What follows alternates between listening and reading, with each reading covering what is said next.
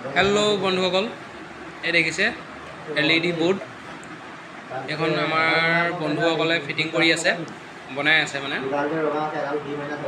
Finishing হোৱাগৈ নাই।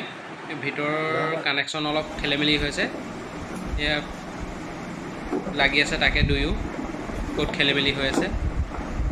এতিয়া এই বাকচকেইটা বহাই দিছে ধুনীয়াকৈ, মানে বৰষুণ দিলেও ভিতৰত কানেকশ্যনৰ জেগাত পানী নোসোমাবৰ কাৰণে ওপৰত বাকচবোৰ এনেকৈ ফিটিং কৰা যায়।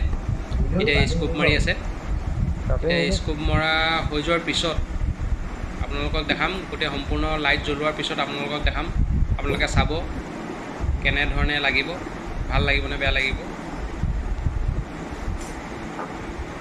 এই দেখিছে তেওঁলোকে স্কুপ লগাই আছে। স্কুপ লগোৱা হৈ যোৱাৰ পিছত আপোনালোকক দেখাম।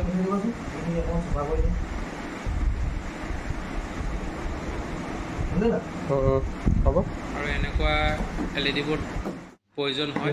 এই দেখিছে কি ধুনীয়া লাগিছে, ONGC হয়। এতিয়া লাইট জ্বলাই দিয়া হ'ল, এই দেখিছে।